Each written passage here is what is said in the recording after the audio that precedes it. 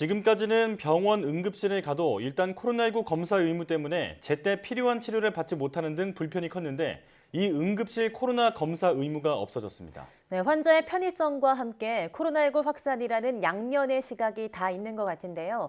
가천대 의대 엄중식 교수와 함께 자세한 이야기 나눠보겠습니다. 어서 오세요. 네, 안녕하십니까. 네, 어서 오십시오. 코로나19 신규 환자가 2만 6천여 명이 나왔는데 수요일 기준으로는 14주 만에 최소입니다. 그런데 최근에 감소세가 좀 더뎌졌다라는 지적이 있는데요. 이 추세 어떻게 보고 계십니까? 지금 그 거리두기를 중단한 상태에서 실내 마스크 착용 정도만 남겨놓은 상태에서 대응을 하고 있기 때문에 네. 아무래도 감소 속도는 빠르지 못한 건 사실입니다. 그렇지만 꾸준히 감소를 하고 있고 무엇보다 최근에는 위중증 환자가 이제 200명대 중반 정도로 감소한 게 상당히 고무적인 사실이고요. 네. 지금 여러 가지 예측 자료를 보면은 10월 중하순을 지나면서 훨씬 더 많이 감소할 거라고 예측을 하고 있기 때문에 네. 상당히 안정적인 감소가 지속이 될 거라고 예측을 하고 있습니다. 네. 네, 이런 추세가 계속되면서 이 정부가 응급실 진료 전 받아야 했던 코로나19 검사 의무를 해제했습니다. 진료하고 의료진 판단 후에 검사가 필요하면 받도록 한 건데요. 편의성이 좀 나아질 걸로 보십니까? 최근에 그 인플루엔자 그리고 다른 호흡기 바이러스 감염증이 많이 증가하면서 네. 특히 이제 어린이를 중심으로 해서 이 응급실을 찾는 그 환자들이 굉장히 많이 늘어났습니다. 이제 이런 상태에서 코로나19 검사를 반드시 하고 그 결과에 따라서 응급실을 진입하도록 되어 있다 보니까 아무래도 응급실에 들어가기도 어렵고 또 시간이 많이 걸리다 보니까 응급실 적체가 심해지면서 실제 빠른 진료가 필요한 환자들에게 적절한 대응을 받지 못하는 사례까지 발생을 하고 있었습니다. 그렇기 네. 때문에 최근에 이 감소세를 반영을 해서 이 코로나19 검사를 의무적으로 하지 않도록 하는 것은 적절한 결정이었다고 보고 있습니다. 실제로 이제 이렇게 코로나19 검사를 하지 않고 응급실을 진입을 했을 때 여러 가지 우려가 있지만 네. 기본적으로 마스크 착용은 응급실 내에서 반드시 유지하도록 되어 있기 때문에 이 응급실 내에서의 그 집단 감염 같은 것들이 발생할 가능성은 상당히 낮다고 판단을 하고 있습니다. 네. 이 확산의 우려가 있기는 하지만 이 병원 내에서 마스크 착용은 의무화가 유지가 되고 있기 때문에 크게 걱정할 필요는 없을 것 같다. 이렇게 정리할 수 있을 것 같은데요. 자, 오미크론 변이에 대응하는 화이자의 이가 개량 백신이 오늘 이제 국내로 들어오게 됩니다. 이 백신이 어떤 방식의 백신인지 그리고 접종하면 어떤 효과를 기대할 수 있는지 설명해 주시죠. 예, 뭐 그 생산하는 방식은 우리가 기존에 잘 알고 있는 그런 형태의 mRNA 백신입니다. 그러니까 네. 파이자나 모더나가 그 개발해서 우리가 계속 접종을 해왔던 mRNA 백신인데 네. 문제는 이제 이 백신 mRNA 백신이라는 형태 안에다가 그동안은 이제 그 오리지널 바이러스라고 하죠. 그 우한에서 처음 네. 발견됐던 바이러스를 네. 항원이라는 형태로 집어넣어서 우리 몸에 항체를 만들게 하는 성분으로 이용을 했습니다. 그런데 최근에 이제 파이자에서 개발한 것은 오미크론 그 중에서도 BA4, BA5에 대한 두 가지 바이러스를 항원으로 작용할 수 있도록 이 집어 넣은 게 이제 큰 차이라고 볼 수 있겠고요. 네. 이제 아무래도 오미크론의 그 BA4, 5 이 하위 변이를 타겟해서 제작을 했기 때문에 최근에 유행하고 있는 오미크론 변이에 의한 유행에 대해서는 조금 더 그 감염을 예방하는 효과나 위중증 예방 효과가 더 높지 않을까 이렇게 예측을 하고 있는데 네. 아직 실제 적용을 해서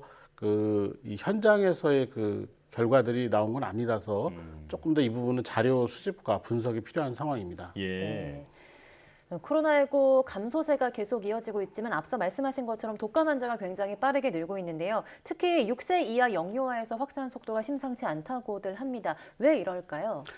통상적으로 그 호흡기 바이러스는 대부분 성인보다는 어린이 영유아를 중심으로 해서 유행이 시작이 돼서 이제 여기서 유행이 커지면 이제 서서히 성인으로 넘어오고 또 이제 성인으로 넘어오는 과정이 충분해지면 고위험군들 감염이 늘어나게 되는 그런 양상을 늘상 보여왔습니다. 그래서 네. 올해도 인플루엔자 유행이 좀 빠르게 시작된 부분도 있지만 그동안 이 인플루엔자에 전혀 노출이 안 되었던 그 영유아 또 어린이 중심으로 해서 감염되는 그 환자들이 많이 늘어나고 있고요. 결국은 이거는 이제 12월이나 1월로 넘어가게 되면 성인들로 대부분 넘어와서 또 유행이 지속이 될 거라고 예측을 하고 있습니다. 예. 다른 호흡기 전염병과 마찬가지로 지금 독감도 그런 양상을 보이고 있다라고 이제 말씀해 주셨는데요. 자, 코로나19 개량 백신과 독감 백신을 같은 날에 맞아도 된다라고 이제 알려져 있지만 여전히 불안함은 좀 있는 것 같습니다. 이게 같은 날 맞아도 괜찮은 건가요? 사실 저는 개인적으로 시간의 여유나 어떤 생활의 여유가 있다고 판단이 되는 경우에는 두 가지 백신을 동시에 접종하는 것을 강하게 권하지는 않습니다. 왜냐하면 혹시라도 이제 부작용이 생겼을 예. 때는 어느 쪽에 의한 부작용인지 감별하기가 어렵기 때문에 네. 한 일주일 정도 간격을 두고 접종하는 것을 권고하고 있는데 실제로 동시 접종을 해도 네. 특별한 문제는 없는 것으로 알려져 있습니다. 근데 이 특별한 문제가 없다라는 표현이 부작용이 안 생긴다라는 그런 표현보다는 인플루엔자 백신 그리고 코로나19 백신의 각각의 이상 반응이 생길 확률이 더 커지진 않는다는 겁니다. 네. 동시에 접종을 해도 각각의 이상 반응이 생겨날 확률들은 그냥 그대로 존재를 하고 이게 더 증폭되거나 더 심각한 부작용으로 이어지지 않는다라는 말씀이기 때문에 네. 여러 가지 그 의료기관을 방문해서 접종을 할 수 있는 기회를 자주 갖지 못하시는 분들은 동시 접종을 해도 큰 문제는 없을 것으로 예측을 하고 있습니다. 네. 네, 그래도 여건이 되신다면 될 수 있으면 따로 맞는 거를 좀 권하신다 이런 말씀이신 것 같은데 혹시라도 두 개의 백신을 동시에 맞으실 때 주의해야 할 점이 있다면 어떤 게 있을까요? 일단은 어느 쪽에 어떤 백신을 맞았는지 기억을 해두시는 게 네. 중요할 것 같습니다. 이제 그 전신적인 부작용도 있지만 국소적인 부작용도 있을 수가 있거든요. 네. 근데 이런 국소적인 부작용이 어떤 백신에 의해서 생겨나는지를 확인하는 것은 중요하겠고요. 그 다음에 백신을 접종하고 48시간에서 72시간 이상 열이 난다든지 네. 아니면 평소에 없던 증상이 있으면 접종 기관을 찾아서 상담을 꼭 받아보셨으면 좋겠습니다. 네. 저희가 이제 중국 경제 상황, 중국이 지금 현재 제로 코로나 정책을 고수하고 있는데요. 전 세계가 위드 코로나로 가고 있는데 중국은 여전히 제로 코로나 정책을 고수하고 있거든요. 효과가 있는 걸로 보이십니까? 많은 전문가들이 그 부분을 굉장히 우려를 하고 있습니다. 네. 왜냐하면 중국이 결국 마지막에 큰 유행을 경험하게 되는 상황이 되고 이제 그런 상황에서 우리도 그 후폭풍을 받을 가능성이 있다라고 보고 예. 있거든요. 그렇지만 지금 그 제로 코로나 전략을 유지하겠다라고 했지만 아마도 10월에 있는 그 전대라는 것을 지나고 나면은 어떤 형태로든 이 방역을 완화하지 않고서는 중국도 견디기는 좀 어렵다. 장기간 견디기는 어렵다 이렇게 판단하고 있습니다. 그렇군요. 자, 여기까지 듣겠습니다. 코로나19 브리핑 가천대 의대 엄중식 교수와 함께했습니다. 고맙습니다.